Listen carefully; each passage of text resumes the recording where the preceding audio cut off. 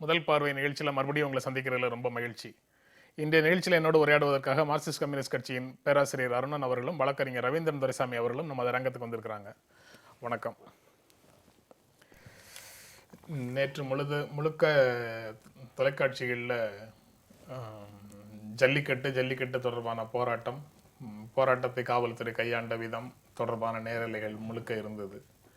இன்று நாளிதழ்களில் அதை பற்றி தலைப்புச் செய்திகள் எதுவும் இல்லை. ஒவ்வொரு நாளிதழும் ஒவ்வொரு மாதிரியான விஷயங்களுக்கு முன்னுரிமை கொடுத்து தலைப்புச் செய்தியாக முதல் பக்கத்தில் முதன்மை செய்தியாக போட்டிருக்கிறாங்க. வறட்சி நிவாரண நிதி பற்றி முதல்வருடைய கோரிக்கை ஒரு நாளிதழில், அகிலேஷுக்கு சைக்கிள் சின்னம், ஏடிஎம்ல ரூபாய் 10,000 எடுக்கலாம், அதிமுக உடைகிறது அப்படின்ற மாதிரி தலைப்புகளில் நாளிதழ்கள் போட்டிருக்குது. எப்படி பார்க்குறீங்க? அதாவது தொலைக்காட்சிகளுடைய பார்வைக்கும் நாளிதழுடைய பார்வைக்கும் அடிப்படையில் ஏதோ நிச்சயமாக காட்சி ஊடகத்தோட பார்வை வேற, அச்சு ஊடகத்தோட பார்வை வேற. காட்சி ஊடகத்தில் அந்த பார்வை நேற்றே முடிஞ்சு போச்சு. அச்சு ஊடகத்துக்கு நேற்றே அந்த செய்தி ஒரு பழைய செய்திங்கும் போது அதிக முக்கியத்துவம் கொடுக்காண்டாங்கிற செய்திகளை தன்னோட போட்டியாளரான காட்சி ஊடகத்தை அச்சு ஊடகம் எதிர்கொள்ளும் விதமும், இன்னொன்று இந்த ஜல்லிக்கட்டு விஷயம் டீப்பாக பார்த்தா மத்திய மாநில அரசுக்கு எதிரான ஒரு செய்திகள் அதில் பண்ணணும். அதனால் அதை ஹைலைட் பண்ணாண்டாங்கிற ஒரு பாலிசியும் வர்த்தக இதுவும் ரெண்டும் சேர்ந்துருக்கு. நீங்கள் எப்படி பார்க்குறீங்க?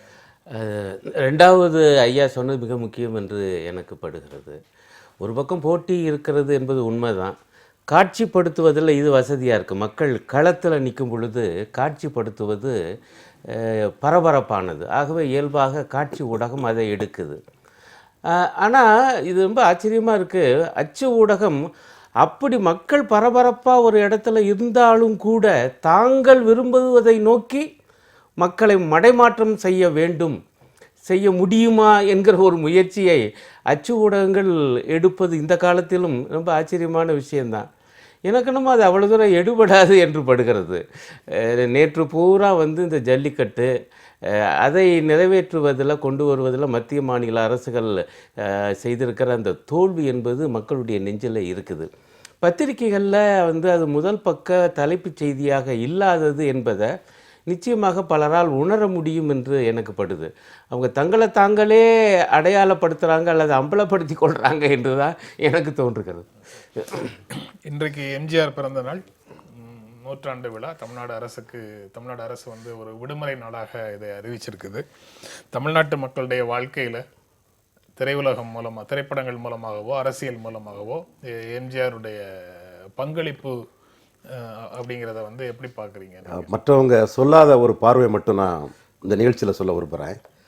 எம்ஜிஆர்ட்ட மிகப்பெரிய சமூக நீதி பார்வை இருந்தது. தமிழகத்தில் அதிகார பரவலை உருவாக்குனவர் எம்ஜிஆர்.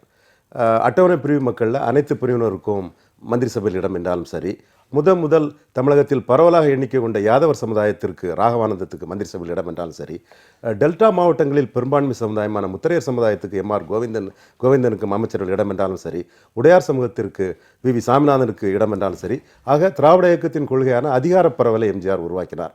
அடுத்தபடியாக எம்ஜிஆரோட இந்த சமூக நீதி பார்வையில் சொல்லணும்னா, பரம்பரை கிராம அதிகாரிகளை ஒழித்து, அதில் எஸ்டிஎஸோட பங்கும் பெரியது, ஒழித்து படித்தவர்கள், குறிப்பாக சமூக அந்தஸ்தை கொடுக்கக்கூடிய அந்த பதவியில் 10,000 கிராமங்களில் 2,000 அட்டவணை பிரிவு மக்களை, தலித் மக்களை அவர் கிராம அதிகாரிகளாக கொண்டு வந்தார். அது அவருடைய ஒரு சாதனையின் ஒரு படிக்கட்டாக சொல்லலாம். அதிகார பரவல் இந்த விஷயம். மற்றபடி ஏழை மக்களின் நலனுக்காக அவர் பல நலத்திட்டங்கள் கொண்டு வந்தது எல்லாருமே சொல்லக்கூடிய ஒன்று தான்.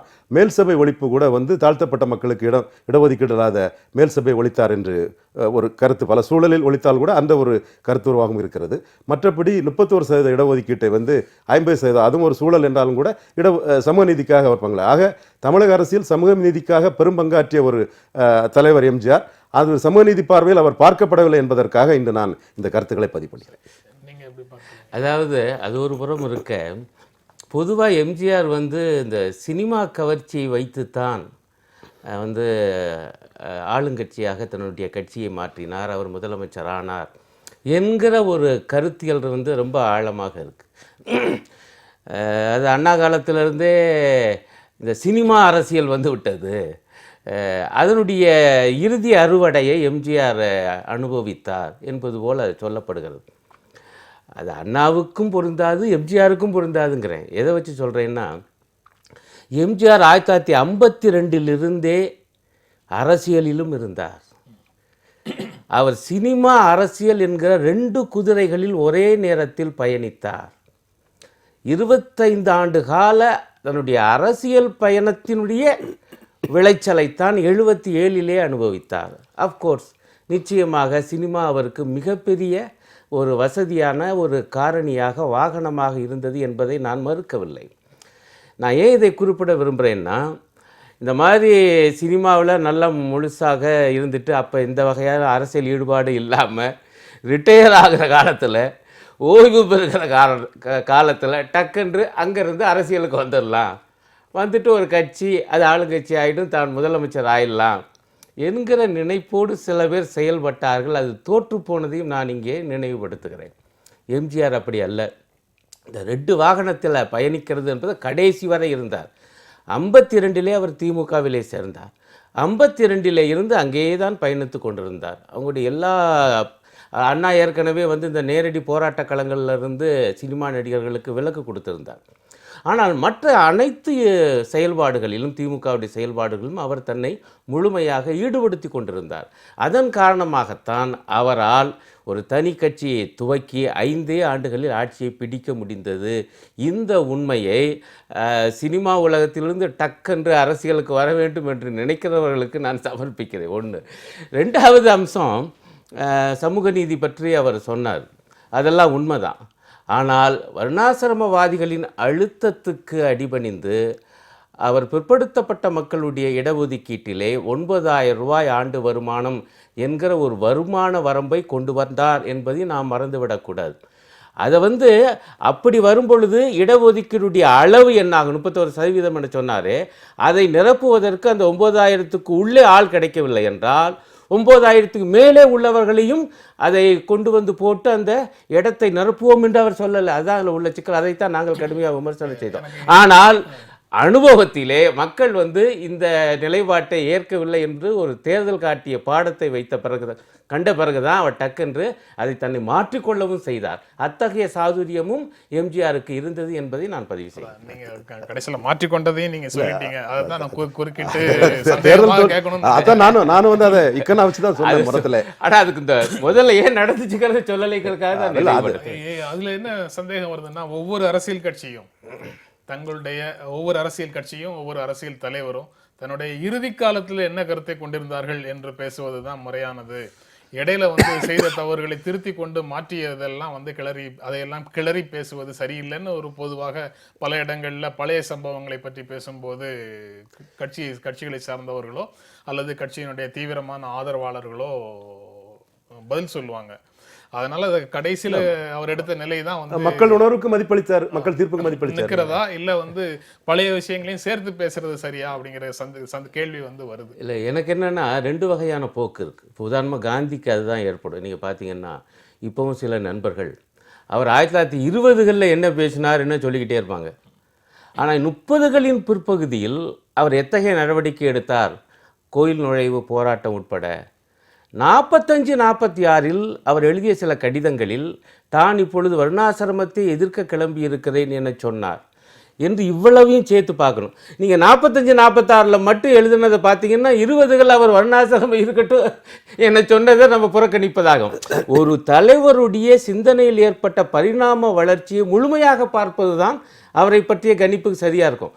இப்போ எம்ஜிஆரில் நீங்கள் பாருங்கள், அவர் 31லிருந்து 50% பிற்படுத்தப்பட்ட மக்களுக்கு இடஒதுக்கீட்டுடைய அளவை உயர்த்தி கொடுத்தார் என்பதோடு நிப்பாட்டினீங்கன்னா, அதற்கு முன்பு அவர் தான் 9,000 ரூபா பொருளாதார வரம்பு கட்டினார் என்பதை நம்ம மறந்துடுறோம். 2ஐயும் சொல்லணும் என்பதுதான் என்னுடைய. இதே மாதிரி அம்பேத்கர் எடுத்துக்கிட்டா கூட ஆரம்ப கட்டத்தில் மகர் கம்யூனிட்டியோட எம்பவர்மெண்ட்டை தான் அவர் ஃபர்ஸ்ட்டில் பேசினார். மகர் கம்யூனிட்டியோட குலம் உயர்த்தும் வழியை தான் பண்ணார்.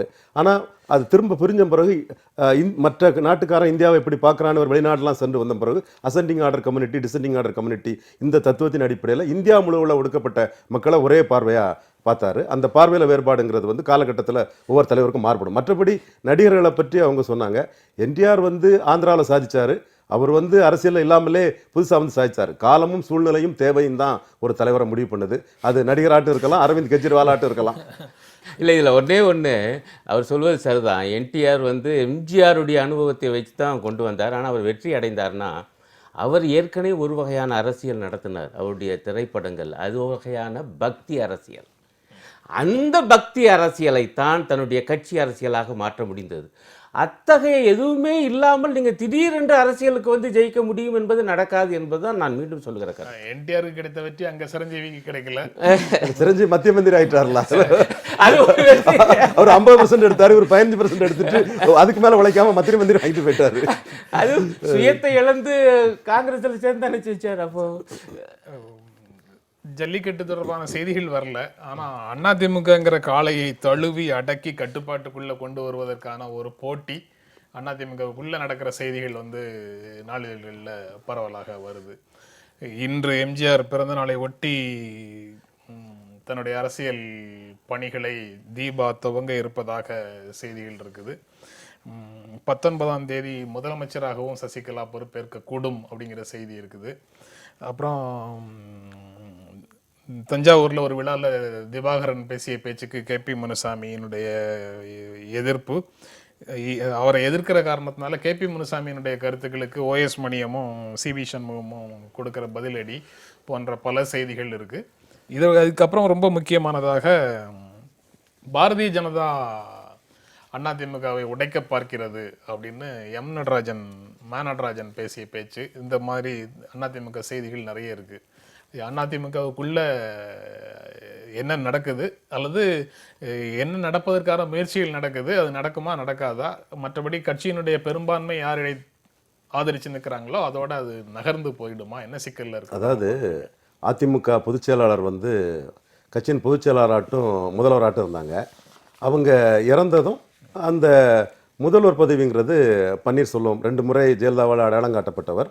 அவர் ஆஸ்பத்திரியில் இருக்கும்போது கூட அவர் லாகாக்கள் அவருக்கு என்று அறிவிக்கப்பட்டது, அவர் கையில் போயிருக்குது.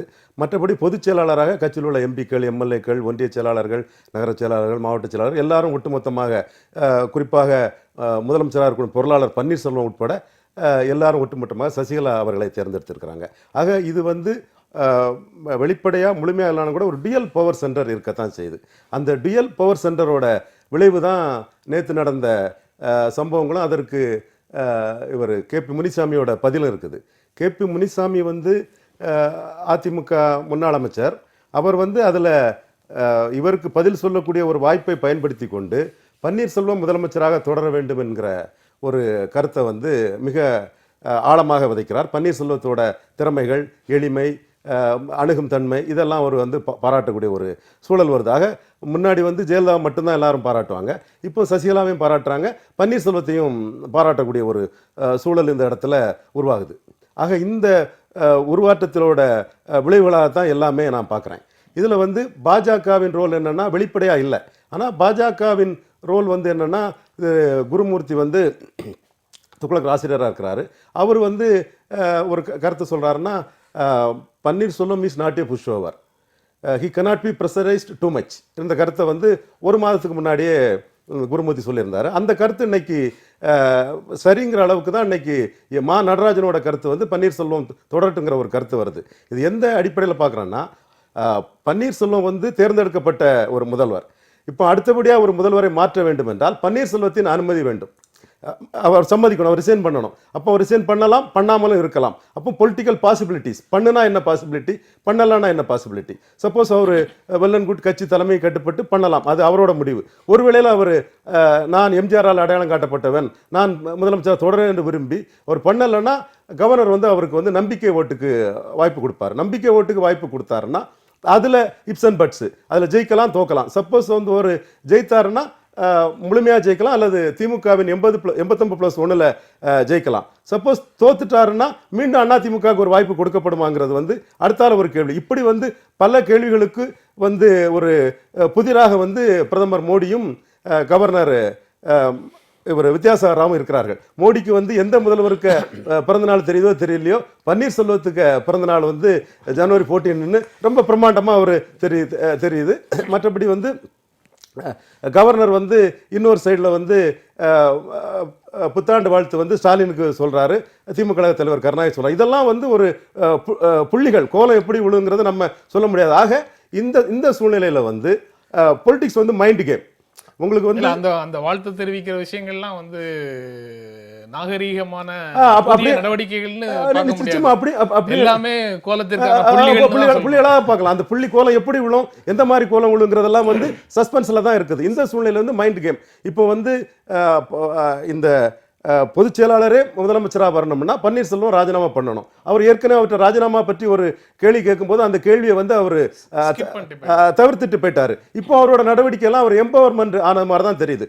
அதாவது பொலிட்டிக்கல் சிச்சுவேஷனும் அவருக்கு கண்டியூசிவா இருக்குது, லீகல் பொசிஷனும் அவருக்கு கண்டியூசிவா இருக்குது. இந்த சூழ்நிலையில் அவர் வந்து தான் விசுவாசி என்பதையும் காட்டி தான் செயல்படுறாரு. இப்போ நீங்க வந்து சசிகலாவுக்கும் முழுமையான விசுவாசி கட்சி காட்டி அவர் வந்து மிக நேர்த்தியாக, இன்னும் சொல்ல போனா 15 ஆண்டுகள் வந்து அதிமுகவில் ஜெயலலிதா நம்பர் 2 பொசிஷன்ல இருந்த திறமசாலி பன்னீர்செல்வம் தான். திருநாக்கரசால இருக்க முடியல, இவர் சத்தியமூர்த்தியால இருக்க முடியல, சேடப்பட்டி முத்தியாவில் இருக்க முடியல, திண்டுக்கல் சீனிவாசனில் இருக்க முடியல, இன்னும் பேர்களை அடிக்கிட்டே போகலாம். நடராஜன் கூட அந்த லிஸ்ட்ல சேர்த்து கூட சொல்லலாம். ஆக இப்படியே அடிக்கிட்டு போகும்போது அந்த திறமை அவருக்கு இருக்கு. Silence is the very big power. சைலண்டா அவர் இருக்கிறாரு, என்ன பண்றாருங்கிறது நாம பார்த்து தான்.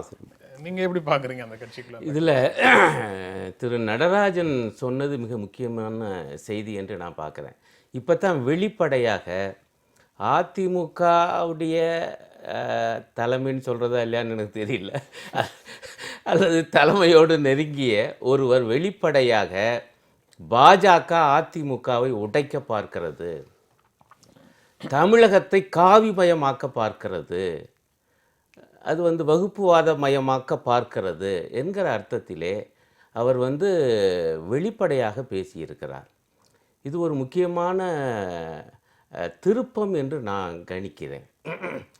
அதில் நிச்சயமாக உண்மைகள் இருக்குது. நண்பர் வந்து அவருடைய பாணியில் நிறைய எதிர்பார்ப்புகளை சொல்லிட்டு போகிறாரு. எதிர்பார்ப்பா முன்மொழிவான்னு எனக்கு தெரியல. ஆனால் ஒரு விஷயம், பாஜக எந்த அளவுக்கு தலையிட்டிருக்கிறது என்பதற்கு அமைச்சர் திரு வெங்கையா நாயுடுவிடம் பத்திரிகையாளர்கள் கேட்குறாங்க. இது ஒரு டைம்ஸ் ஆஃப் இந்தியா 8 வந்தது. நீங்கள் தான் முதல்வர் பதவிக்கு திரு OPS அவர்களை முன்மொழிந்ததாக சொல்லப்படுகிறதே உண்மையா?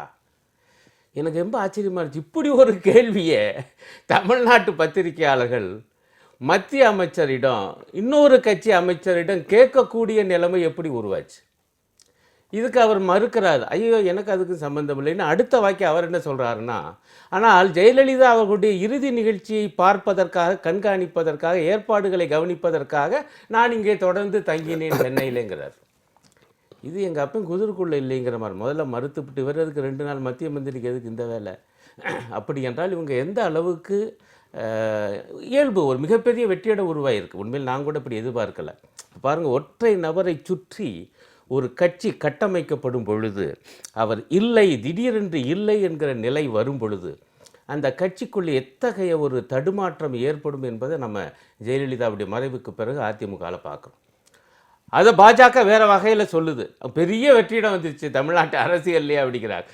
அதை நிரப்புவதற்கு இவங்க உள்ள நுழைய பார்க்குறாங்க, அதற்காக அதிமுக உடைக்க பார்க்குறாங்க என்பதான் நான் பார்க்குறேன். அதை இன்றைக்கு வெளிப்படையாக அவர் சொல்கிறார். வெங்கையா நாயுடு இங்கே தங்கி இருந்ததை பற்றி குறிப்பிடுறீங்க.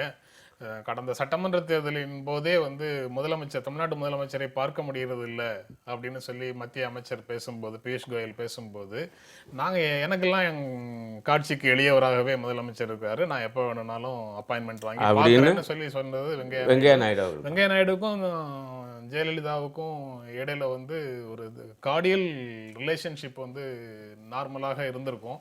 அதனால அவருடைய மறைவு தொடர்பான விஷயங்கள்ல அவர் கூடுதல் அக்கறையோட அவர் இருந்திருக்க முடியும்.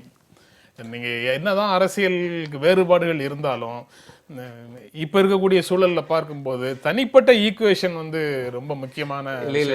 நீங்க 2 பேருமே ரொம்ப அழகா சொன்னீங்க, ஒவ்வொரு நகருமே ஒரு புள்ளி தான் அப்படின்றது. ஆகவே அந்த புள்ளியை வச்சு என்னென்ன கோலம் போடலாம் என்று நீங்கள் மற்றவங்களுக்கு சொல்லும்போது, இவங்களை மட்டும் திரு வெங்கையா நாயுடுவை மட்டும் அதற்கு புறம்பாக நிறுத்த என்னால் முடியலை. நீங்கள் சொன்னதும் இருக்கலாம். ஆனால் என்னை பொறுத்தவரையில் பாஜகக்காரங்கள் அப்படியெல்லாம் நான் எளிமையாக மதிப்பீடு செய்ய முடியாத நிலையை தான் நான் இருக்கேன். இதெல்லாம் வந்து மிக தீவிரமான ஒரு ஆழமான நகர்வுகளாக அவங்க இருக்கலாம். இது ஒரு புறம் இருக்குது. இதில் வந்து அதிமுக தலைமை தொண்டர்களும் எச்சரிக்கையாக இருக்கணுங்கிறது தான் என்னுடைய வேண்டுகோளாக இருக்க முடியும். நண்பர் சொன்னதில் நிறைய விஷயங்கள் நடக்கலாம், நடக்காமல் போகலாம். ஒன்றை மட்டும் நான் நினைவுபடுத்துகிறேன். இந்த மாதிரி ஓபிஎஸ் அவர்கள் ஒரு வாக்கியம் சொன்னார், சசிகலா அவர்கள் முதலமைச்சர் பதவியிலையும் அமர ஆசைப்படலாம், திட்டமிடலாம். இதற்கு ஓபிஎஸ் இணங்குவாரா, மறுத்தால் என்னெல்லாம் ஆகும் என்றெல்லாம் அவர் வந்து அப்படியே கட்டமைச்சுக்கிட்டே போனார். ஆனால் எனக்கு என்ன படுதுன்னா, சசிகலா அவர்களை விழுந்து வணங்குகிற நிலைக்கு இன்றைய முதல்வர் சென்றார். காலில் விழுந்து வணங்குகிற இதை யாருமே அநேகமாக எதிர்பார்க்கல. அதே போல் அந்த அளவுக்கு அவர் வந்து இதையும் பதிவு பண்ணிக்கல. இல்லை, நீங்கள் பதிவு பண்ண மாதிரி விசுவாசம் இந்த காட்சியை அடிக்க சொல்லலை. அது எல்லாமே இல்லை இல்லை, நான் அது ஒரு முக்கியமான ஒரு காட்சி அல்லவா, அது ஒரு முக்கியமான ஒரு ஆதாரம் என்ன சொல்லுகிறேன். அவருடைய மனோநிலையை நான் புரிந்து கொள்ள உண்மை. அது வந்து நீங்கள் முதல்வர் பதவியிலேருந்து ராஜினாமா செய்வீங்களான்ற பொழுது அவர் பதில் சொல்லாமல் நின்றது, பக்கத்தில் இருந்தவர் மைக்கை வாங்கி வச்சுட்டு கூட்டிகிட்டு போனதெல்லாம் உண்மை. ஆனால் அதே ஓபிஎஸ் அவர்கள் தான் இந்த மாதிரி காலில் விழுந்து வணங்கவும் முயன்றார், அவங்க தடுத்தும் கூட என்பதை நாம் பார்க்கும் பொழுது, அப்படியெல்லாம் வந்து ஒரு பத்திரிகை தலைப்புச் செய்தி போட்டிருக்க பக்கம் அதிமுக உடைகிறது, அது எல்லாம் அப்படியெல்லாம் நடக்குமான்னு எனக்கு தெரியலை. இன்னொன்று எனக்கு என்ன புரியலைன்னா, சசிகலா அவர்கள் பொதுச் செயலாளராக ஆனதை இதே பாஜக ஆதரவு வட்டாரங்கள், நான் கவனமாக ஆதரவு வட்டாரங்கள் அவங்களுக்கு என்ன உரிமை இருக்கிறது என்று கேட்டாங்க. அவங்க நேரடியாக அரசியலில் சசிகலா அவர்களை ஜெயலலிதா அம்மையார் அவர்களே ஈடுபடுத்தலையே. ஒன்று இவங்க என்ன சொல்கிறாங்க, 33 ஆண்டுகள் அவங்க கூடவே இருந்தாங்க என சொல்லப்படுகிறது.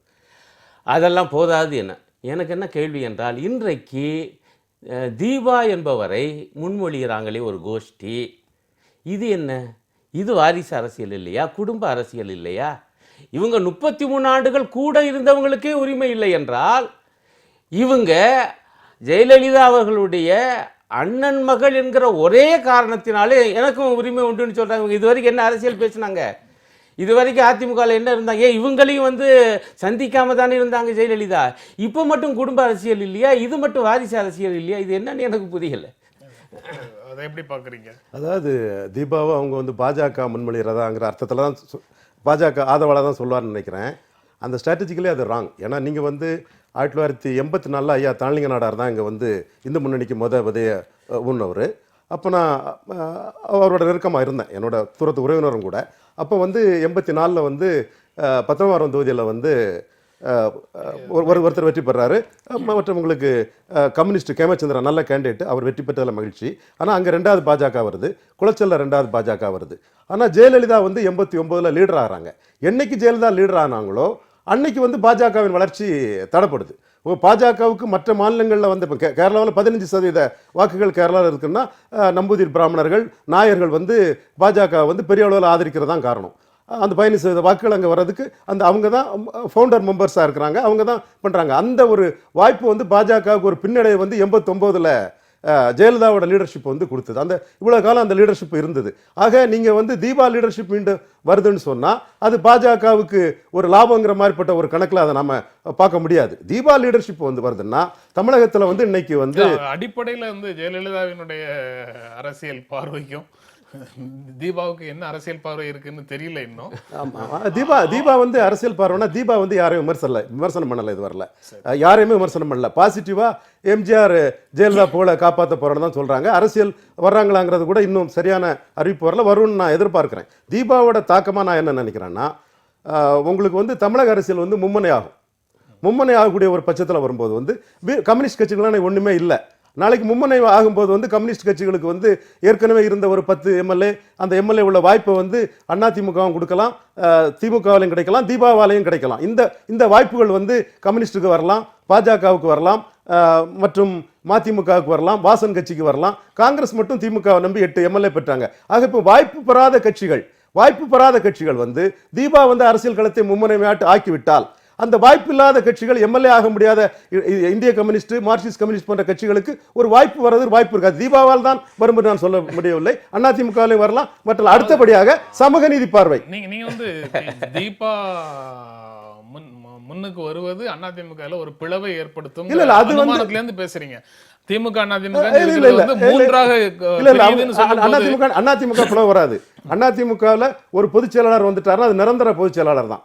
அதுல எந்த பிளவும் வராது. அது வந்து அதிமுக பொறுத்தவரை கான்ஸ்டியூஷன் அப்படி தான் சொல்லுது. 22 வந்து அமெண்டட் கான்ஸ்டியூஷன் 43 வந்து ஒரு பொதுச் செயலாளர் தான் நிரந்தர பொதுச் செயலாளர். அதிமுக பிளவுங்கிற அந்த கொஸ்டினுக்கே இடம் இல்லை. ஒரு மூணாவது சக்தி வரும்போது விஜயகாந்த் வந்தாரு, ஒரு லெவல் வந்தார், சமூக நீதி அடிப்படையில் சில சமூகங்கள் அதனால பலன் பெற்றது. இன்னைக்கு வந்து அரசியல் அரங்கத்தில் வந்து வெளிப்படையாக நான் இதை வந்து புதிய பாசிரியர் மா நடராஜனோட நான் மிகவும் மதிக்கும் எனது போற்றுதலுக்குரிய ஐயா வீரமணி அவர்களோட எது சமூக நீதினு நான் வாதம் பண்ணதுக்கு நான் தயாராக இருக்கிறேன். ஆக முழுமையான சமூக நீதிக்கு வந்து அரசியல் களம் மும்மனை ஆகிறது தமிழ்நாட்டில் நன்மை பயக்கும். அது வந்து தீபா வந்து பண்ணாலும் சரி, ரஜினிகாந்த் வந்து பண்ணாலும் சரி, யார் வந்து பண்ணாலும் சரி, நான் அதை ஆதரிக்கிறேன். அது அந்த முழுமையான சமூக நீதியை பற்றி விளக்கணும்னா யாருக்கிட்டே நான் வந்து பொத்தாம் பொதுவாக பேசாம பின் பாயிண்டா ஒவ்வொரு ஆதாரப்பூர்வமா தமிழகத்தின் மூலை முடுக்குகளையும் பேசி ஒவ்வொரு மாவட்டத்தையும் பேசி ஆணித்தரமாக பேசுவதற்கு நான் தயாராக இருக்கிறேன். இந்த பகுதியை நிறைவு செய்யணும். அதிமுகக்குள்ள நடக்கிற விஷயங்கள் வந்து அதிமுகவை தாண்டி வெளியில அவர் சொல்ற மாதிரி வேறு விளைவுகளை ஏற்படுத்துவதற்கு வாய்ப்பு இருக்கா தமிழ்? இல்ல, இப்ப என்ன பொறுத்தவரை சுருக்கமா சொல்லிடுறேன். பலமுனை அரசியல் என்பது நல்லதுதான், நான் அதை மறுக்கல. இந்த இருமுனை அரசியல்ல போய் அது முடங்கி போய்விடக்கூடாது. தமிழக அரசியல் என்பது சரிதான். ஆனால் பலமுனை அரசியல் என்பது ஒரு சரியான அரசியல் போராட்ட களத்திலிருந்து எழுந்தால் தான் அது வெற்றி அடையும் என்பதுதான் இப்போ எங்களுக்கெல்லாம் கிடைச்சிருக்கிற அனுபவம். அது ஒரு புறம் இருக்க, இந்த அதிமுகவுக்குள் பிளவு வருமா வராதா, அந்த வந்தால் அது எந்த அளவுக்கு இருக்கும் என்பதை எது தீர்மானிக்கும் என்றால், சசிகலா என்கிற புதிய பொதுச் செயலாளர் ஆர்கே நகர இடைத்தேர்தலிலே எத்தகைய வெற்றியை அதிமுகவுக்கு ஈட்டி தரப்போகிறார், அடுத்து நடக்க போகிற உள்ளாட்சி தேர்தலில் அதிமுகவுக்கு அவர் வெற்றியை ஈட்டி தர போகிறாரா என்பதை பொறுத்து தான் இருக்கிறது. அதுதான் முக்கியம். ஏன்னா எஸ்டாப்ளிஷ் ஆகாத லீடர் அவங்க எஸ்டாப்ளிஷ் ஆகும்போது அதுக்குள்ள அவசரப்பட்டு இல்ல, யார் யார் எப்படி எஸ்டாப்ளிஷ் ஆகிறாங்க, மக்கள் யார் யாருக்கு என்ன தீர்ப்பு கொடுப்பாங்க, ஜனநாயகத்துல மக்கள் தான் எஜமானர்கள், அதை பார்த்து தான் அடுத்த கட்டம் நகர முடியும். அதுதான் முக்கியம். அதை தான் நான் பதிவு. இந்தியாவில் அதிகரிக்கும் வருமான ஏற்றத்தாழ்வு இடைவெளி 1% கோடீஸ்வரர்களின் சொத்து 58% மக்களின் சொத்துக்கு சமம். உலக பொருளாதார மைய மாநாட்டில் ஆக்ஸ்ஃபாம் ஆய்வறிக்கை தகவல் அப்படின்னு ஒரு செய்தி இன்றைய தமிழ் ஹிண்டுல வந்திருக்குது. எப்படி பார்க்குறீங்க? அதாவது இந்தியா வந்து அதிக ஜனத்தொகை உள்ள நாடு. நம்ம கொள்கை வந்து பொருளாதார கொள்கை ஓரளவு முதலாளித்துவத்தை முழுமையாக நோக்கி போயிட்டு, அந்த சூழ்நிலையில் வந்து லேபர் வந்து இங்கே ரொம்ப சீப்பாக கிடைக்குது. அப்போ வந்து தனியார் முதலாளிகள் வந்து லேபருக்கு வந்து உரிய சம்பளத்தை கொடுக்குறது இல்லைங்கிற ஒரு சூழல் இருக்குது. ஏன்னா லேபர் வந்து தாராளமாக கிடைக்கும் போது என்ன குறைஞ்ச சம்பளம் கிடைச்சாலும் வருங்கிற ஒரு சூழ்நிலை இருக்குது. அரசாங்கம் இதை வந்து சரியான முறையில் கட்டுப்படுத்தலைங்கிறது ஒன்று. அடுத்தால வந்து பெண்களுக்கும் ஆண்களுக்குள்ள ஊதிய விதாச்சாரத்தில் பெண்களோட ஊதியம் வந்து மிக குறைஞ்ச நிலைமையில் இருக்குது. இந்த மாதிரிப்பட்ட ஒரு சூழ்நிலை இந்தியா வந்து சுதந்திரம் அடைஞ்ச பிறகும் இந்தியாவோட ஜனநாயகம், அரசியல் அதிகாரம் தொடர்ந்து வந்து அனைத்து அரசுகளின் பார்வையும் வந்து முழுமையான ஒரு புரோப்புவருங்கிற அளவுக்கு வரல. ஒரு வேளையில் வந்து வெஸ்ட் பெங்கால், கேரளா இதெல்லாம் இந்தியாவோட ஒப்பிட்டு பார்க்கும்போது வந்து பெற்றா இருக்கலாம்னு எனக்கு புள்ளிவரங்கள் தெரியல, இருக்கலாங்கிற ஒரு எண்ணம் எனக்கு இருக்குது. பொதுவாக ஒட்டுமொத்த இந்தியாவில் வந்து மற்ற நாடுகளை ஒப்பிடும்போது வந்து இந்த தன்மைகள் தான் வந்து rich become rich, poor become புவர்ங்கிற சூழலுக்கு காரணமாக இருக்குன்னு நினைக்கிறேன். அது நீங்கள் கடைசியாக தெரியலன்னு சொல்கிறீங்க. ஆனால் இந்திய அரசினுடைய பொருளாதார கொள்கையை மீறி மாநில அரசுகளால் பெரிய மாற்றத்தை ஏற்படுத்தி விட முடியுமா அப்படிங்கிறது வந்து ஒரு கேள்வியாக வருது. அதை குறைஞ்சபட்ச ஊதிய நிர்ணயம் வந்து மாநில அரசு சில இடங்களில் செய்யலாங்கிறது இருக்குது. நீங்கள் எப்படி பார்க்குறீங்க அந்த செய்தி? இதில் நம்ம வளர்ச்சின்னு பேசுகிறோம், ஆனால் நடப்பில் வீக்கம்தான் இருக்குது என்பதைத்தான் இந்த புள்ளி உரம் காட்டுகிறது. இதில் ஒரு முக்கியமான தகவல் இல்லை.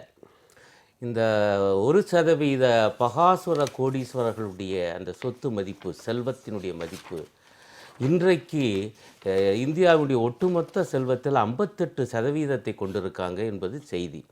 2 ஆண்டுகளுக்கு முன்பு 58% மக்களுடைய சொத்துக்கு சமமாக இருக்கு. அது இது இப்படி சொல்லலாம். ஆனால் மொத்த சொத்தினுடைய ஷேர்னு பார்த்தீங்கன்னா ஒருவேளை அது வந்து இந்த சதவீதத்தை விட இல்லை ஏற்கனவே வந்திருக்கிற ஒரு புள்ளி வரும் அந்த பாணியில் தான் அது வச்சிருக்கு. அதாவது மொத்த சொத்து மதிப்பு அதில் வந்து 1% மக்கள் தொகையில் வெறும் 1% இருக்கக்கூடிய பகாசர கோடீஸ்வரர்கள் அவங்க கையில் மட்டும் இன்றைக்கு 58% சொத்து போய் சேர்ந்துருக்கு என்பது தான் அந்த செய்தியினுடைய உள்ளர்த்தம்.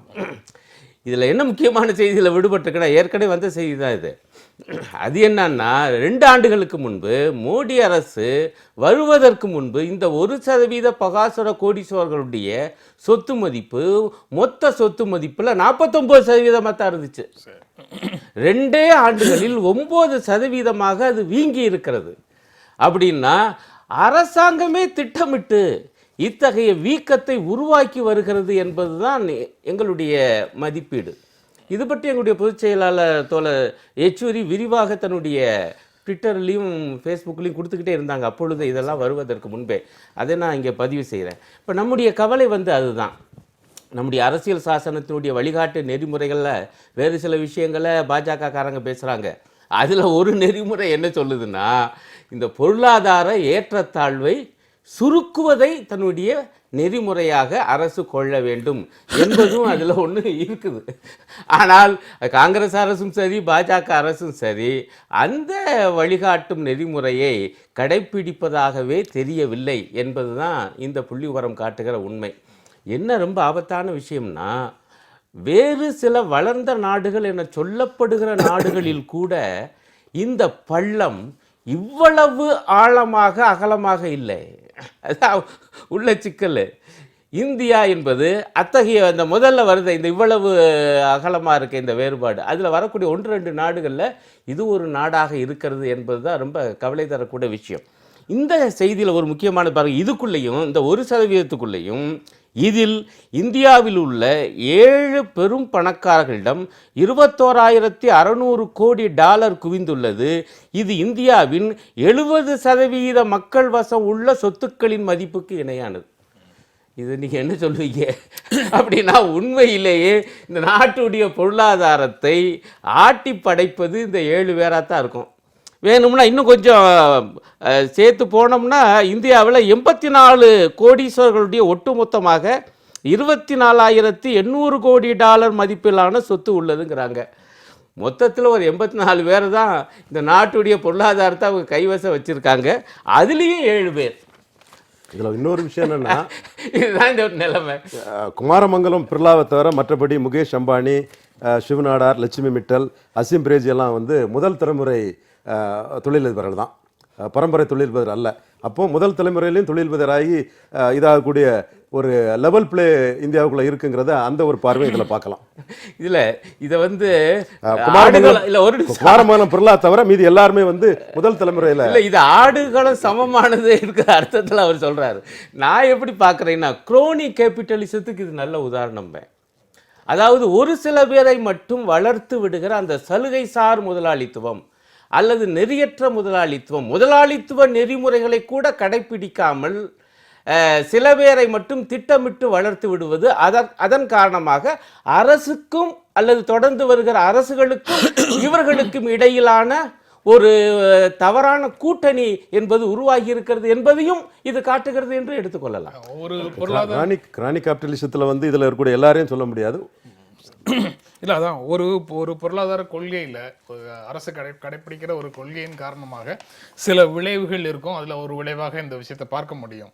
ஆனால் ஏழைகளுடைய வருமானம் கடந்த 20 ஆண்டுகளில் 15% சரிந்துள்ளது அப்படின்னு சொல்கிறாங்க. அது சரியாமலே கூட இதே மாதிரி இடைவெளி இருக்கிறதுக்கு வாய்ப்பு இருக்கு. ஆனால் நான் சரியா சொல்றேன்னா நான் நினைக்கிறது தெரியல. ஏழைகளுடைய வருமானம் சரியாமலே கூட ஏழைகளுக்கும் தொழில் அதிபர்களுக்கும் இடையில இவ்வளவு இடைவெளி இருக்கிறதுக்கு வாய்ப்பு இருக்கு. ஆனா இது வந்து அவர்களுடைய வருமானமும் சரியும்படி அரசினுடைய நடவடிக்கைகள் கொள்கைகள் இருக்குதா அப்படிங்கிறது வந்து முக்கியமா. நிச்சயமா வந்து அரசியல் கட்சிகள் கவர்மெண்டோட கொள்கைகள்ல மறுசீராய்வு கண்டிப்பா தேவை. இதுக்கு வந்து மெயின் ரீசன் நான் சொல்றது ஏற்கனவே சொன்னதுதான். இந்தியா வந்து மிகப்பெரிய ஜனத்தொகை உள்ள நாடு, லேபர் சீப்பா கிடைக்குது, வேலை இல்லை. அப்ப லேபருக்கு வந்து குறைஞ்ச ஊதியத்துக்கு போட்டி போட லேபர்ஸ் வராங்க. இதுதான் காரணம். அதுல வந்து அரசு வந்து நடவடிக்கைகள் மூலமா ஒரு குறைந்த குறைந்தபட்ச ஊதியங்கிற அதில் வந்து தொழிலாளர்களுக்கான குறைந்தபட்ச ஊதியங்கிறது வந்து பலவித வாக்கு வங்கி கவனிப்பையும் தாண்டி வாக்கு வங்கி இல்லைனாலும் கூட இந்த மாதிரிப்பட்ட ஒரு இதில் நாட்டோட பொருளாதார வளர்ச்சி சீராக போகுதுங்கிறத நிலைநிறுத்ததுக்கு அரசுகள் கவனம் செலுத்த வேண்டியது ஒரு தலையாய கடமை தான். இல்லை, நீங்கள் கேட்ட கேள்வி ரொம்ப முக்கியம். நீங்கள் சரியாக தான் முன் வச்சிங்க. அதனுடைய அர்த்தம் என்னன்னா, ஏழைகளுடைய வருமானம் சரியாமல் இந்த ஏற்றத்தாழ்வு வருகிறது என்றால் அதனுடைய அர்த்தம் என்னன்னா, புதிதாக ஏற்பட்ட தொழில் மற்றும் விவசாய வளர்ச்சியுடைய பயன்கள் பூரா கோடீஸ்வரர்களுக்கு போயிடுச்சு. ஆனால் இவங்க தங்களுடைய நிலைமையை குறைந்தபட்சம் தக்க வச்சுக்கிட்டாங்க. அது கூட இல்லை என்பது அதனுடைய அர்த்தம். இவங்கிட்ட இருந்து பறிச்சு அவங்களுக்கு கொடுத்தது மாதிரி இருக்கு. மேலும் மேலும் பள்ளம் பறிச்சு மேட்டை அதிகப்படுத்த லேண்ட் அக்விசிஷன் இண்டஸ்ட்ரிக்கா லேண்ட் அக்விசிஷன் வரும்போது லேண்ட் ஓனர்ஸையும் பார்ட்னர் ஆக்குறது போன்ற இதுகளை வந்து அரசாங்கம் வந்து தீவிரமாக செயல்படுத்தலாம். இந்த மாதிரி இப்போ நீங்கள் சொன்னதில் பாருங்க, ஒரு புள்ளி வரை என்ன சொல்லுதுன்னா, ஒரே வேலைக்கு ஆண்களுக்கு அதிக சம்பளம், பெண்களுக்கு குறைவான சம்பளம் என்பது தொடர்கிறது என்றும் இந்த அமைப்பு என்பது சுட்டி காண்பிச்சிருக்கு இந்தியாவில். இதெல்லாம் சில உதாரணங்கள். ஏன் குறைஞ்சபட்சம் ஒரே வேலைக்கு சமமான ஊதியம், இதுவும் கூட நம்முடைய அரசியல் சாசனத்தில் இருக்குங்க, நெறிமுறைகளில் ஒன்றாக இருக்கணும்னு. ஆனால் அதற்காக சட்டங்கள் என்று போடப்படுவதாக சொல்லப்படுகிறது. ஆனால் நடைமுறையில் நீங்கள் பார்த்தீங்கன்னா, பெண் என்றால் அதே வேலையை செய்தால், இன்னும் சொல்லப்போனால் அதை விட இன்னும் கவனமாகவும் ஒரு உள்ளன்போடும் செஞ்சாலும் கூட அவங்களுக்கு சம்பளம் ஊதியம் குறைவுதான் என்பது அநியாயம், அக்கிரமம். அது இன்றைக்கு தொடர்கிறது என்பதை இந்த ஆய்வறிக்கை சுட்டி காண்பிக்கிறது. அது இன்னும் அதை ரொம்ப தீவிரமாக உள்ள போகுது. இருந்தாலும் அது வந்து அதாவது ஆணையும் பெண்ணையும் வந்து வெறும் தொழிலாளராக பார்க்கிற முதலாளித்துவ பார்வை கூட இல்லாம நமக்குள்ள இன்னும் வந்து ஒரு ஃபியூடல் பார்வை, அதாவது சப்ளிமெண்டரி இன்கம் தான் பெண் சம்பாதிக்கிறது, குடும்பத்துக்கான சப்ளிமெண்டரி இன்கம் தான் ஆண் சம்பாதிக்கிறது தான் குடும்பத்திற்கான பிரெட் வின்னிங். அந்த சூழ்நிலையில மாறிட்டு இருக்குங்கிறது இருந்தாலும் அதை ஏற்றுக்காத ஒரு பழைய பார்வை இருக்கா? அதனால அந்த வேறுபாடு வருதா அப்படின்னு கேக்குறேன். அந்த பழைய பார்வை இருக்குது, அந்த பார்வையோட தாக்கம் வந்து குறைஞ்சிட்டு இருக்குது. இதுல வந்து இந்த மற்ற நாடுகளில், வளர்ச்சி அடைந்த நாடுகளில் இந்த தனித்தனி ஐடென்டிட்டி, ஆணுக்கும் பெண்ணுக்குமான தனித்தனி ஐடென்டிட்டி இருக்கிறதன் காரணமாக ஆளுக்கு ஒரு கார் வச்சிருக்கிறது, ஆளுக்கு ஒரு வாகனம் வச்சிருக்கிறது போன்ற பல விஷயங்கள் வந்து அவங்க வாழ்க்கையில் நடைமுறையில் இருக்குது. ஒருவர் சார்ந்து இல்லாமல் சுதந்திரமாக இருக்கணுங்கிற அடிப்படையில் அந்த நடவடிக்கைகள் போகிறாங்க. இன்னொரு பக்கம் வளர்ச்சி என்பதற்கு பொருள் எத்தனை வாகனங்கள், கார்கள் வந்து ரோட்டில் ஓடுதுங்கிறது இல்லை, எத்தனை பேர் சமூகத்தில் பொது போக்குவரத்தை பயன்படுத்துகிறார்கள்ங்கிறத வச்சு தான். பொது போக்குவரத்து அனைத்து தரப்பு மக்களுக்கும் கிடைக்கக்கூடிய அளவில் இருந்ததுன்னா அதுதான் உண்மையிலேயே வளர்ச்சி அடைந்த ஒரு நாடு அப்படின்னு பார்வையை முன்வைக்கக்கூடியவர்களும் நிறைய பேர் இருக்கிறாங்க. தமிழ்நாட்டில் மிக முக்கியமாக அந்த இதை நேற்று பொது வாகன சேவை பயன்பாட்டை ஊக்குவிக்க வேண்டும்னு போக்குவரத்து துறை செயலாளர் பேசியதாக ஒரு செய்தி இருக்குது.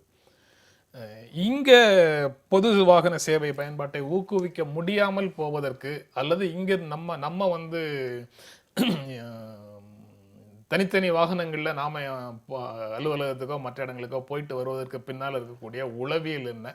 அது உளவியல் மட்டும் சார்ந்ததா இல்லை வந்து சூழலும் மோசமாக? உளவியல் சார்ந்தது. இன்னொன்று வந்து கம்ஃபர்டபிலிட்டி, அந்த வசதி தான் சார்ந்தது. இப்போ நீங்கள் வந்து பொது வாகனம் வந்து ஒரு காரில் போனால் என்ன கம்ஃபர்ட் கிடைக்குதோ அந்த கம்ஃபர்ட் தக்கன. இப்போ பொது வாகனங்கும் போது வந்து 50 பேர் 100 பேர் அதில் பயணம் பண்ணும்போது வந்து குறைஞ்ச ப்ரீமியம் டிக்கெட் தான் வரும். அந்த மாதிரிப்பட்ட இதில் வந்து ஒரு கிளாஸ் அந்த மாதிரி டெவலப் பண்ணால் வந்து ஒரு காரில் போகக்கூடிய இதை வந்து அவங்க வந்து பொது வாகனத்திலே போயிடுவாங்க, அரசு பேருந்திலே போயிடுவாங்க. அந்த பேருந்தோட இந்த காரில் போகக்கூடிய ஆட்களுக்கும் தக்கன பேருந்து இதை தரத்தை மேம்படுத்தணும் ஒன்று.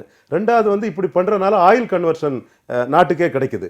மற்ற நாடுகளில் கூட வந்து சில நாடுகளில் வந்து ஒரு வீட்டில் வந்து இத்தனை வாகனம் தான் இருக்குங்கிற கண்டிஷன்லாம் இருக்குதுன்னு நான் கருதுகிறேன். இங்கேயும் வந்து ஒரு வீட்டில் வந்து அது மட்டும் இல்லை, ஒரு வாகனத்தில் வந்து பெரும்பாலும் பயணம் பண்ணும்போது வந்து 2 பேர் 3 பேர் பயணம் பண்ணால் வந்து அதனால் கிடைக்கக்கூடிய ஆயில் கன்சர்வேஷனே நாட்டுக்குள்ள ஒரு பெரிய ஒரு ப்ரிசர்வேஷன் தான் அது. இது பொதுவாக இது வந்து அந்த செயலாளர் கூறியது வந்து மிகவும் வரவேற்கத்தக்க கருத்து.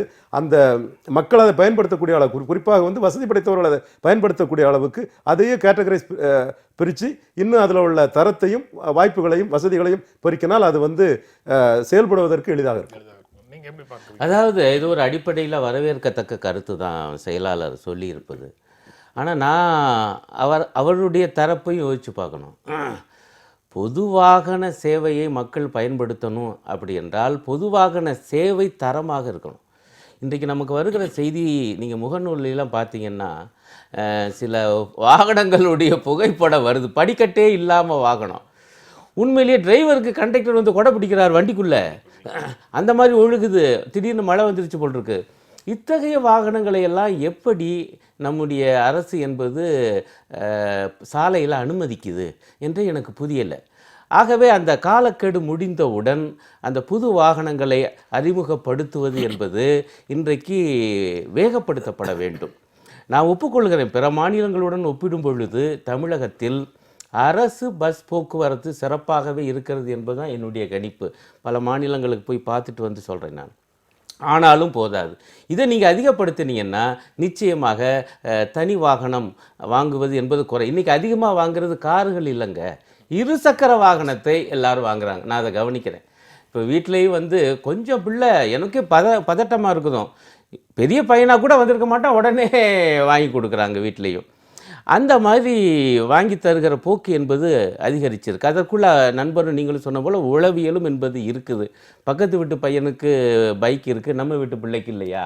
பக்கத்து வீட்டு பொண்ணுக்கு வந்து ஸ்கூட்டி இருக்குது, நம்ம பொண்ணுக்கு இல்லையா என்கிற ஒரு போட்டி இந்த நுகர்வு கலாச்சாரத்தை ஊட்டி வளர்க்கிறது என்பது உண்மைதான்.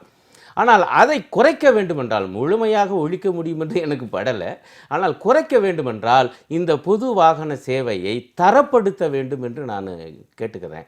அதேபோல் ரயில்வே துறை இப்போ நம்ம வெளியூர்களுக்கு போகிறதும் இப்போ இன்னும் இந்த இரட்டைப்பாதை இன்னும் ஒழுங்காக வரலைங்க. மதுரைக்கும் சென்னைக்கும் இடையில எத்தனை வருஷமாக பேசிகிட்டு இருக்கேன், ரயில்வே பட்ஜெட் வரும்போதெல்லாம் நான் பேசியிருக்கேன். இன்னும் அந்த இரட்டைப்பாதை வரல, ஆண்டுகள் பல ஓடிக்கிட்டே இருக்குது. அது ஒரு புறம் இருக்க, உள்ளூரிலேயே உதாரணமாக சென்னை போன்ற இடத்திலேயே நீங்கள் பார்த்தீங்கன்னா பொது ரயில் சேவை மற்றும் பொது பேருந்து சேவை ரெண்டுமே ஒரே இடத்திலே இருந்தால் நிச்சயமாக இந்த தனியார் வாகனத்துக்கு போவது என்பது குறையும்.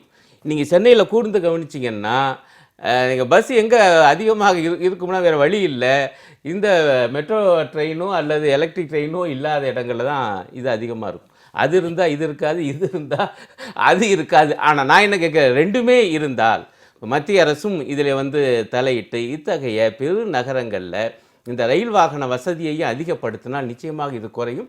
அடிப்படையில் இந்த சிந்தனை சரிதான். இதை இம்ப்ரூவ் பண்ணுறதுக்கு ஏதேனும் வழி இருக்கு? இப்போ வந்து வாகன பதிவுக்கு ஒரு முன் நிபந்தனையாக வாகன நிறுத்துமிடம் பற்றிய ஒரு சான்றிதழ் வேணும் அப்படின்னு சொல்கிறாங்க. இன்னும் நடைமுறைக்கு வரல. அப்படி ஒரு ப்ரப்போசல் மத்திய அரசிடம் இருப்பதாக சொல்கிறாங்க மோட்டார் வெஹிக்கிள் ஆக்டில். அது வந்து நிறுத்த இடம் இல்லாதவங்க வாகனம் வைக்கக்கூடாதுங்கிற மாதிரி அதெல்லாம் பல கொஸ்டின்கள் வருது. இப்போ பல இதுகளில் வந்து நம்ம ஆட்சியாளர்கள் வந்து பார்த்து கரெக்ட் பண்ணிட்டு தான் இருக்காங்க. இப்போ நம்ம வந்து ஏர்போர்ட்டுக்கு பாரிஸில் இருந்தோ எக்மோரில் இருந்தோ போகணும்னா ஒரு காரில் போனால் வந்து இன்னைக்கு டிராஃபிக் அந்த இதெல்லாம் நிறைய சிக்கல், டைம் நிறைய கன்சியூம் ஆகிற சூழ்நிலையில் பறக்க ரயில் வந்து தெளிவாக வந்து போது வந்து எந்த பெரிய கார் வச்சுருக்கவனு வந்து பறக்க ரயிலை பயன்படுத்தக்கூடிய ஒரு சூழ்நிலைகள் வரும்.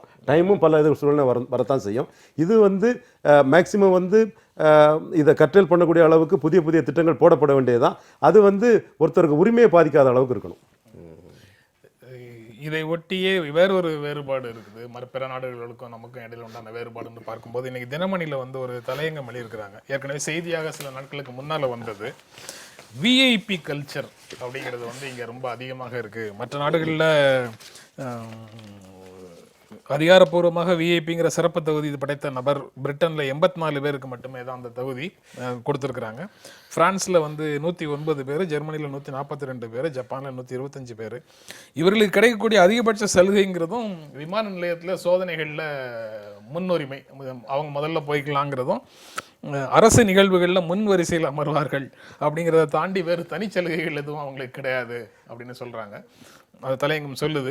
ஆனால் இந்தியாவில் 5,79,092 பேருக்கு விஐபிங்கிற இதுவும் அது பாதுகாப்பு உட்பட பல்வேறு சலுகைகளும் அவர்களுக்கு கொடுக்கப்படுகிறது அப்படின்னு சொல்கிறாங்க.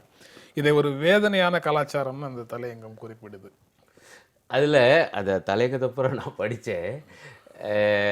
இவங்களுடைய வருத்தம், அந்த தலையங்கத்தை எழுதிய பத்திரிகையாளருடைய வருத்தம் என்னவா இருக்குன்னா, இந்த சுங்கச்சாவடிகளில் கட்சி கொடியோட போனால் விட்டுறாங்களே அப்படின்னு.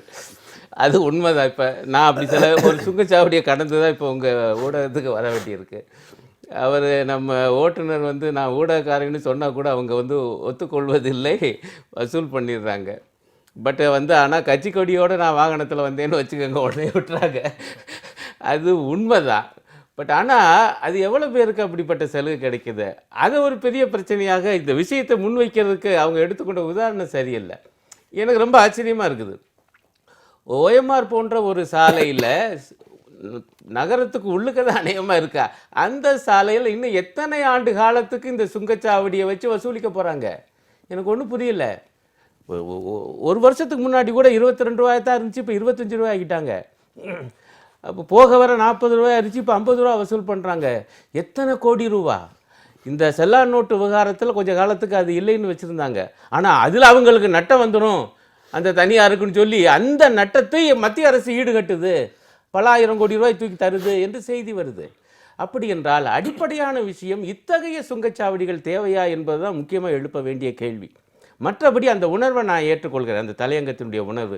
இங்கே தேவையில்லாமல் விஐபிகள் விவிஐபிகள், அவங்களுக்கு இதை விட மிக முக்கியமான செலவு என்ன தெரியுமா?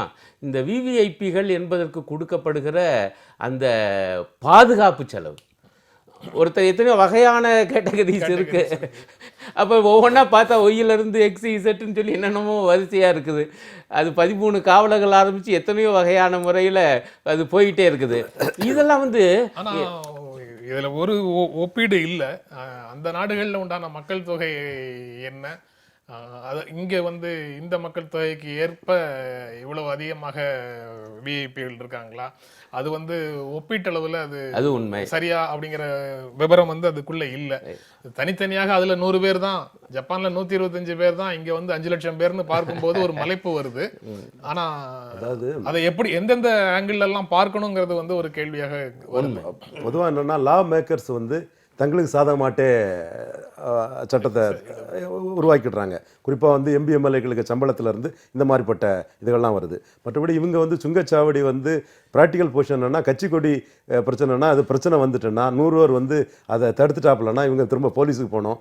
அது ஒரு 5 மணி நேரம் ஆச்சுன்னா 5 மணி நேரம் வசூல் கிளியர் கட்டாக அப்போ பாதிக்கப்படும். ஸோ அவங்க கூட்டி கழிச்சு பார்ப்பாங்க, இந்த ஆள் வந்து கலாட்டா பண்ணுவாப்புல ஏதாவது, அதனால் விட்டுட்டோம்னா பிரச்சனை இல்லை, விடாமல் இந்த ஆள் கலாட்டா பண்ணிட்டாப்புலன்னா நஷ்டம் இவ்வளோ வரும், விட்டுட்டோம்னா சரி 50 ரூபா வர வேண்டிய இடத்து போயிட்டு போட்டு ஏதாவது பிரச்சனை பண்ணால் நிறைய நஷ்டம் வருங்கிற ஒரு ப்ராக்டிக்கல் இதுதான் அந்த இடத்துல நடக்குது. மற்றபடி பில்ட் ஆப்ரேட் அண்ட் டிரான்ஸ்ஃபருங்கிற இதில் தான் இதெல்லாம் வருது. பில்ட் பண்ணிட்டாங்க, ஆப்ரேட் பண்ணிட்டாங்க, அதை கட்டுறதுக்கு எவ்வளவு இன்வெஸ்ட் பண்ணாங்களோ அதை விட பல மடங்கு வந்து அவங்க ஏர்ன் பண்ணிட்டு இருக்காங்க. அதுக்கு வந்து ஒரு ஒயிட் பேப்பர்னு பொதுவாக சொல்லுவாங்கல்ல, அந்த மாதிரிப்பட்ட ஒரு வாட் இஸ் வாட்டுங்கிற ஒரு சரியான ஒரு டிரான்ஸ்பரண்டான இது மக்கள் மத்தியில் இல்லை. அதனால வந்து அவங்க கண்டினியூயிங் ப்ராசஸ், அவங்க கட்டுறதுக்கு எவ்வளவு இன்வெஸ்ட் பண்ணாங்களோ அதையும் தாண்டி வரக்கூடிய அளவுக்கு இது பண்ணுது. அதில் வந்து லைசன்ஸ் ஹோல்டராக வந்து மேலும் பயன்பெறக்கூடிய அளவுக்கு அரசாங்கங்களும் துணை புரிஞ்சுட்டு இருக்கு. உரிய காலத்தை தாண்டி வாங்குறதாக இருந்தாலும் அப்போ வந்து முறையான பராமரிப்பும் இல்லை அப்படிங்கிற நிலைமை வந்து இப்போ சமீப காலம் அது ஒரு பாயிண்ட் வருது. இந்த 5 லட்சம் பேருக்கு விஐபிகளுடைய எண்ணிக்கை அப்படின்னு சொல்றாங்களே, வழக்கமாக வந்து தமிழ்நாட்டில் தான் இந்த மாதிரி பந்தா பண்றாங்க அரசியல்வாதிகள் அதிகாரிகள் எல்லாம் அப்படின்னு சொல்லுவாங்க. ஆனா இங்க வந்து 5 லட்சம் பேர்னு சொன்னா இது மற்ற மாநிலங்கள்லயும் இதே மாதிரியான ஒரு போக்கு இருக்குது அப்படிங்கறத வந்து இந்த நம்பர், இந்த எண்ணிக்கை வந்து காட்டுது. அதை எப்படி பார்க்குறீங்க? இல்லை, அதாவது ஒரு போலியான பிம்பம் என்பது தமிழ்நாட்டை பற்றி உருவாக்கப்படுகிறது.